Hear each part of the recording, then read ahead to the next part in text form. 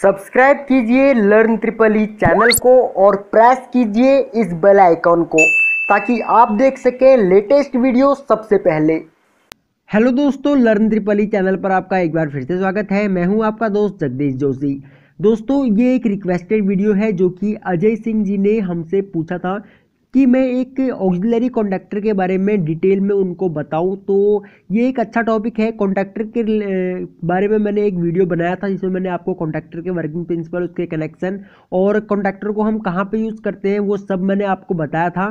तो ये auxiliary conductor क्या होता है, ये थोड़ा मतलब वर्क दोनों का सेम है, लेकिन जो हम इसको यूज़ है, जो इनके यूजेस है वो थोड़े से अलग हो जाते हैं। ठीक है, तो वो इस टॉपिक में हम इस वीडियो में हम सब कुछ डिस्कस करेंगे इसके बारे में। तो आप इस वीडियो को पूरा ज़रूर देखिएगा ताकि आपको अच्छे से समझ में आ सके। क्योंकि अगर आप देखिए कॉलेज में है तो अच्छी बात है, अभी आपकी मतलब कि एक लर्निंग स्टेज है। लेकिन अगर आप इंडस्ट्री में है तो इंडस्ट्री में भी आपकी एक लर्निंग स्टेज है, बट वो लर्निंग स्टेज नहीं है जो आप कॉलेज में लर्न कर सकते हो। ठीक है, बट आप इंडस्ट्री में है तो वहाँ पे आप प्रैक्टिकली जो जितना भी ज़्यादा प्रैक्टिकली सीख सकते हो वो आप सीखिए। लेकिन अगर आप कॉलेज में है तो वहाँ पे आपको अगर आपको इंडस्ट्री के बारे में ज़्यादा मतलब कि ज़्यादा से ज़्यादा नॉलेज अगर आपको पहले से ही है तो आप मतलब कि इंटरव्यू में ज़्यादा सक्सेस हो पाएंगे। ठीक है, तो देखिए इलेक्ट्रिकल इंजीनियरिंग में सारा का सारा खेल जो होता है हमारा वो एनओ और एनसी का होता है। यानी कि जो NO switches and NC switches, इन्हीं का खेल है पूरी की पूरी इलेक्ट्रिकल इंजीनियरिंग। अगर आप इंडस्ट्री की बात करें तो इन्हीं मतलब कि इन्हीं पर टिकी हुई है। क्योंकि जितनी भी हम कंट्रोलिंग करते हैं, चाहे हम पीएलसी की बात कर ले चाहे हम आरएलसी की बात कर ले, इन दोनों में एनओ और एनसी का ही सारा खेल है। ओके, तो हम इस जो टॉपिक है हमारा ये भी एनओ एनसी से ही रिलेटेड है। क्योंकि जो ऑक्सिलरी कॉन्टैक्टर होता है हमारा, ये हमें एक्स्ट्रा एनओ और एनसी ही देता है। ठीक है, तो देखिए सबसे पहले हम यहाँ पे कुछ जो हमारे ऑक्सिलरी कॉन्टैक्टर या फिर ऑक्सिलरी जो होती है हमारी, उनके बारे में हम यहाँ पे देखिए मैंने आपको कुछ इमेजेस दिखा रखी हैं। ये हमारा ऑक्सिलरी कॉन्टैक्टर है और यहाँ पे और इस टाइप की एक ऑक्सिलरी भी होती है हमारी, जिसको हम कॉन्टैक्टर के जहाँ पे ये वाला जो कॉन्टैक्टर है सेम कॉन्टैक्टर के यहाँ पे ऊपर लगा देते हैं। ठीक है, ताकि जब हमारा ये कॉन्टैक्टर होल्ड हो तो इसके साथ ही हमारी ये ऑक्सिलरी भी होल्ड हो जाए। इसी तरीके से सेम एक ये है और एक यहाँ पे ये है। ठीक है, ये दोनों और एक यहाँ पे ये भी है। क्योंकि ये देखिए सिंगल है हमारी, ये सिर्फ एनसी एनसी की ऑक्सिलरी है। यहाँ पे ये एनओ एनसी दोनों की ऑक्सिलरी है। ठीक है, यहाँ पे ये है और ये है। तो अगर आप कोई भी ऑक्सिलरी देखेंगे तो अगर आप इंडस्ट्री में हैं, अगर आप कहीं पे जॉब करते हैं तो आपको पता होगा कि अगर आप कोई भी ऑक्सिलरी लेते हो तो उसके ऊपर लिखा होता है कि ये ऑक्सिलरी एनसी है या एनओ है। देखिए यहाँ पे लिखा हुआ है ये एनसी है। ठीक है, यहाँ पे छोटा छोटा लिखा हुआ है, दिख नहीं रहा है, लेकिन लिखा हुआ रहता है कि ये एनओ पॉइंट है या फिर एनसी पॉइंट है। अगर आप पूरा का पूरा कॉन्टैक्टर ही ऑक्सिलरी लेते हो, देखिए यहाँ पे पूरा का पूरा कॉन्टैक्टर ही ऑक्सिलरी कॉन्टैक्टर है। ठीक है, तो देखिए यहाँ पे हमने कॉन्टैक्टर ले रखा है जो कि ऑक्सिलरी कॉन्टैक्टर है। अब इसमें देखिए ध्यान देने वाली बात यह है कि जो मैंने अपनी पिछली वीडियो में जो कॉन्टैक्टर के रिलेटेड हमारी वीडियो थी, उस वीडियो में मैंने आपको बताया था कि किस तरीके से कॉन्टैक्टर को हम ऑटोमेटिक होल्ड करवा करके ऑटोमेटिक स्विचिंग करवाते हैं। क्योंकि कॉन्टैक्टर भी हमारा एक रिले ही है।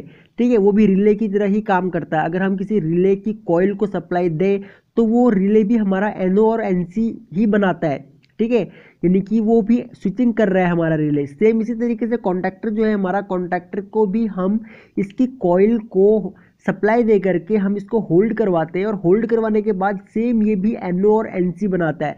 अगर हमारा एक नॉर्मल कॉन्टैक्टर है तो वो क्या काम करेगा, वो एनओ को एनसी बनाएगा। यानी कि नॉर्मली ओपन सर्किट जो होगा हमारा उसको एनसी बना देगा, क्लोज कर देगा, यानी कि स्विच ऑन कर देगा।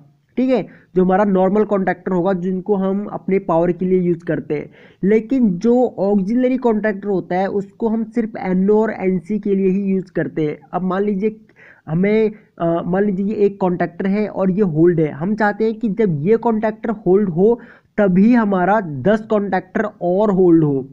ठीक है, यानी कि हम चाहते हैं, देखिए हम चाहते हैं कि जब हम सिर्फ एक बार अपना पुश बटन प्रेस करें तो उसके साथ जब हम एक बार प्रेस करें तो हमारा एक कॉन्टैक्टर तो होल्ड हो, लेकिन उसके साथ ही हमारे 10 कॉन्टैक्टर और होल्ड हो। तो हम इसमें क्या काम करेंगे, हम इसकी कंट्रोलिंग इस तरीके से करेंगे कि हम अपने एक पुश बटन से तो हमने इसकी जो कॉइल है इसको सप्लाई दे दी। ठीक है, एक पुश बटन से हमने इसको होल्ड करवा लिया। बाकी हम क्या काम करेंगे, इसी कॉन्टैक्टर से, यानी कि इसी कॉन्टैक्टर के NO पॉइंट से, अब देखिए ये इसका NO है, ठीक है, ये वाला टर्मिनल इसका NO है और एक ये वाला टर्मिनल NO है, ठीक है। ऑक्सिलरी कॉन्टैक्टर की अगर हम बात करें तो स्टार्टिंग का एक टर्मिनल NO होगा और लास्ट का एक टर्मिनल NO होगा। फर्स्ट और लास्ट के टर्मिनल हमारे NO होते हैं और बीच के जो दो टर्मिनल होंगे वो हमारे दोनों NC होते हैं। और एक चीज़ और ध्यान रखने वाली बात ये है कि जो NO की नंबरिंग होती है वो 13 एंड 14 एंड 43 और 44 होती है।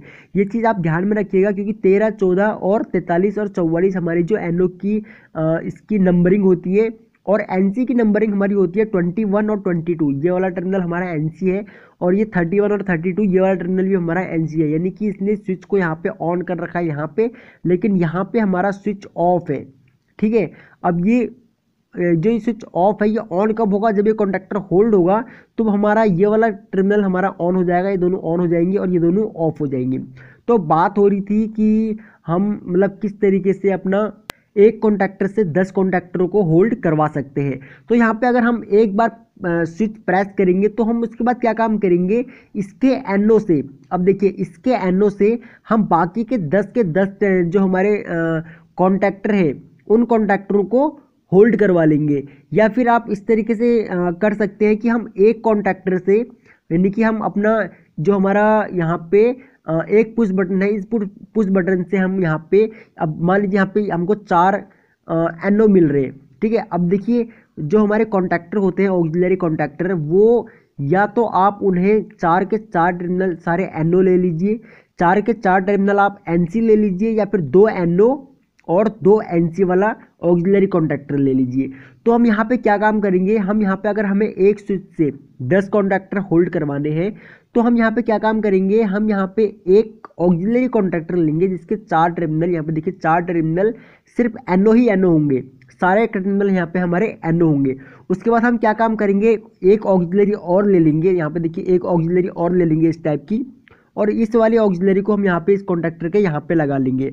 अब ये वाला कॉन्टैक्टर जो है इसमें अलग से ऑक्सिलरी लगाने का सिस्टम नहीं है, लेकिन जो हमारे कुछ कॉन्टैक्टर ऐसे भी होते हैं जिनमें हम ऊपर से इसकी ऑक्सिलरी लगा सकते हैं। तो उसमें क्या होता है कि यहाँ पे एक लॉकिंग सिस्टम होता है जो कि इसके यहाँ पे पीछे लॉक हो जाता है, और जैसे ही ये कॉन्टैक्टर होल्ड होगा तो उसके साथ के साथ हमारा ये वाला भी ऑक्सिलरी भी होल्ड हो जाएगी। तो इसमें क्या होगा, 4 NO हमको यहाँ मिल जाएंगे और 4 NO हमको यहाँ मिल जाएंगे। तो इससे 8 NO हो गए, और 8 NO से हम अपना कोई भी 8 जो कॉन्टैक्टर हैं हमारे, हम उनको होल्ड करवा सकते हैं। यानी कि हम एक ही पुश बटन से 8 के 8 कॉन्टैक्टर्स को होल्ड करवा सकते हैं, ठीक है। तो ये काम होता है हमारा NO और NC मतलब स्विचेस का, और यही काम होता है हमारा ऑक्सिलरी कॉन्टैक्टर का, ठीक है।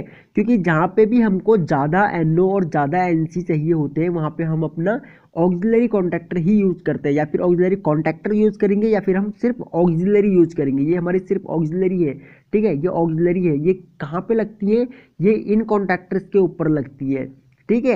इन कॉन्टैक्टर्स के ऊपर हम इनको सेट कर देते हैं। इनके पीछे एक लॉकिंग सिस्टम होता है जो कि यहाँ पे लॉक हो जाती है। अब होता क्या है कि ये देखिए ये इसका लॉकिंग सिस्टम है, अगर आप पीछे से देखेंगे इसको तो यहाँ पे लॉक हो जाते हैं ये, क्योंकि जब भी ये कॉन्टैक्टर हमारा होल्ड होगा तो साथ में इसको ये लॉक कर लेगा और ये भी हमारा होल्ड हो जाएगा। अगर इसका ये वाला टर्मिनल NC है तो वो NO बन जाएगा, अगर ये वाला टर्मिनल हमारा NO है तो NC बन जाएगा, NC है तो NO बन जाएगा। अगर हम इसकी वर्किंग की बात करें तो देखिए, अगर हम बात कर लें कि सारे के सारे टर्मिनल अगर हमारे NO है तो ये काम कैसे करेगा। अब देखिए यहाँ पे एक कॉइल होती है, ठीक है, कॉन्टैक्टर कॉइल होती है, या वो या तो 42 वोल्ट की हो सकती है, वो 24 वोल्ट DC में हो सकती है, वो 120 वोल्ट की हो सकती है, वो 220 वोल्ट सिंगल फेज की हो सकती है, और वो 440 वोल्ट AC सिस्टम की मतलब AC सप्लाई की हो सकती है। यानी कि 24 वोल्ट DC भी हो सकती है, 42 वोल्ट, 120 वोल्ट, 220 वोल्ट या 440 वोल्ट AC की भी हो सकती है ये कॉइल, ठीक है। वो हम अपने रिक्वायरमेंट के अकॉर्डिंग ही हम सेलेक्ट करते हैं कि हमें कहाँ पे कितने वोल्ट की कॉइल की हमें ज़रूरत है, उस हिसाब से हम कॉन्टैक्टर का सिलेक्शन करते हैं, ओके। तो यहाँ पे देखिए होता क्या है कि जब भी हम इसकी कॉइल को सप्लाई देते हैं तो कॉइल को सप्लाई देने से क्या होता है, यहाँ पे एक प्लंजर लगा होता है जो कि जब हमारी कॉइल को सप्लाई देते हैं तो कॉइल में क्या होता है, एक मैग्नेटिक फील्ड जनरेट होता है जो कि इस प्लंजर को अपनी ओर खींचता है। अब जैसे ही इस कॉइल को हम सप्लाई देंगे तो ये मैग्नेट बन जाएगा और ये अपनी तरफ इस प्लंजर को खींचेगा। तो खींचेगा तो खींचते के साथ ही क्या होता है कि जो प्लंजर है ये प्लंजर इन स्विचेस से, यानी कि देखिए यहाँ पे स्विच है, इन स्विच से कनेक्ट होता है। और जैसे ही ये खींच करके ये कॉइल की तरफ नीचे की तरफ आता है, देखिए नीचे की तरफ आता है, तो वैसे ही जितने भी ये एनओ है, यानी कि एनओ मीन्स इसका स्विच ऑफ है, तो ये तुरंत क्या काम करेगा, इनको ऑन कर देगा। यानी कि नीचे की तरफ आएगा तो इनको सारे टर्मिनल को शॉर्ट कर देगा। ठीक है, सारे टर्मिनल को शॉर्ट करते ही हमारा यहाँ पे जो सर्किट यहाँ पे क्लोज हो रहा था वो यहाँ सॉरी ओपन हो रहा था, यहाँ पे ये क्लोज हो जाएगा। क्लोज होते ही हमको आगे सप्लाई मिल जाएगी। ठीक है, वैसे ही अगर मान लीजिए यहाँ पे हमने जैसे कि 2 NO और 2 NC की बात करी तो क्या होगा, यहाँ पे 2 तो ये NO होंगे, ये वाले टर्मिनल हमारे NO होंगे, लेकिन 20 के टर्मिनल हमारे NC होंगे। तो इस केस में क्या होगा, जैसे ही ये प्लंजर नीचे की तरफ यहाँ पे मैग्नेट बनेगा और ये नीचे की तरफ आएगा तो ये तो हमारे NC बन जाएंगे, ये वाला टर्मिनल और ये वाला टर्मिनल, जो कि पहले NO थे। ठीक है, ये NC थे, तो जो पहले NO थे वो NC बन जाएंगे और जो NC थे वो NO बन जाएंगे। ओके, और अगर हम एक नॉर्मल कॉन्टैक्टर की बात करें तो नॉर्मल कॉन्टैक्टर में क्या होता है कि हम 3 फेज इनपुट देते हैं इसको और हमारा आउटपुट में यहाँ पे लोड कनेक्ट होता है। सेम इसकी जो कॉन्टैक्टर कॉइल होती है उसको हम अपने सप्लाई देते हैं, वो सप्लाई कुछ भी हो सकती है, चाहे 24 वोल्ट DC हो या फिर सिंगल फेज हो या 3 फेज मतलब कि डबल फेज 440 वोल्ट हो। ठीक है, तो हम इसकी कॉइल को ही सप्लाई देते हैं, ये मैग्नेटाइज होता है, मैग्नेटाइज होती है, प्लंजर नीचे की तरफ आता है और ये स्विच ऑन हो जाते हैं, यहाँ पे देखिए ऑन हो जाते हैं। ठीक है, NO जो है वो NC बन जाते हैं और NC बनते ही हमारा जो लोड है वो उसको सप्लाई प्रॉपर सप्लाई मिल जाती है और वो चालू हो जाता है। ओके गाइज, तो आई होप कि आपको ये ऑक्सिलरी कॉन्टैक्टर के बारे में पता लग गया होगा और मैं आपको समझाने में शायद बहुत काफ़ी हद तक कामयाब भी हुआ हूँ। अगर आपको ये टॉपिक पसंद आया या अगर आपको ये वीडियो पसंद आई तो प्लीज़ आप इस वीडियो को लाइक ज़रूर करें, क्योंकि आपके लाइक्स और कमेंट्स हमारे लिए बहुत ज़्यादा इंपॉर्टेंट रहते हैं। अगर आप किसी टॉपिक के ऊपर वीडियो चाहते हैं तो आप हमें कमेंट करके बोल सकते हैं, हम आपके लिए मतलब कि वीडियो बनाने की पूरी कोशिश करेंगे। ठीक है, अगर आप हमारे चैनल पर न्यू हैं तो आप इस चैनल को सब्सक्राइब कर लीजिए ताकि आगे भी आपको हमारी सभी न्यू वीडियोज़ का नोटिफिकेशन लगातार मिलता रहे। ओके, तो थैंक्स फॉर वॉचिंग, जल्द मिलते हैं अपनी अगली वीडियो में।